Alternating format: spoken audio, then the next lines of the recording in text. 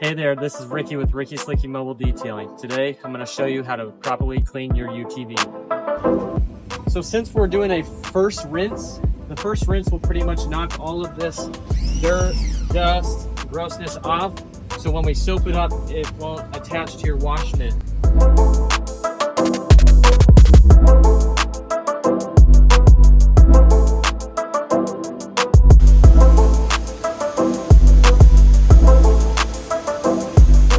Now that we rinsed off all the excess grime and dust that was just sitting on the actual UTV, now I'm going to start with wheels and tires. I prefer starting wheels and tires first and work my way up.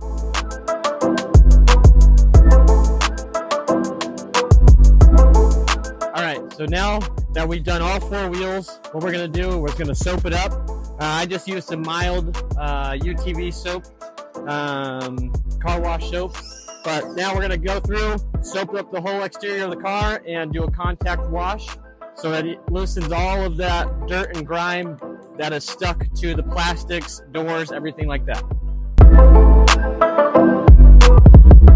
For all the exterior panels, everything like that, I just use a normal wash mitt. For inside the engine, inside the wheel wells, everything like that, I just like to use kind of a soft bristle brush just to get in there and get all the grime.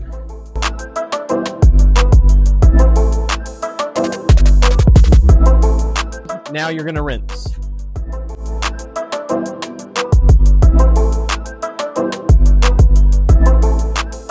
All right, so now that we rinsed all the soap of the exterior, now we're gonna start on the interior. Before we get started on the interior, make sure if you have a rugged radios or a PCI or anything like that, make sure you cover it with a rag or something so that it doesn't get wet. All right, so now that we covered our rugged radios, now we can go through and rinse the whole interior.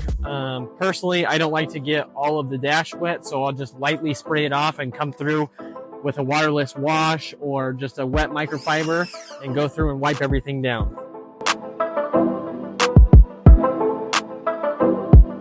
Now that we rinsed all the loose dirt and debris, I'm going to go through and pretty much soap up the whole interior. So now that we've soaped up the interior, now we're going to go through again with our wash mitt and pretty much scrub everything. So now we've washed the exterior, washed the interior. Now we're going to go through and just dry everything up. The reason I used a drying towel is it's pretty soft. It won't scratch up your plastics or anything like that, but it'll also soak up all that water that is hanging there on the vehicle or side by side, whatever it is that you're cleaning.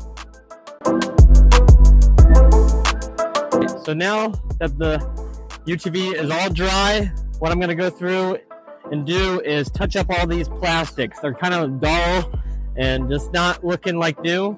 So I'm going to go through and just dress it up.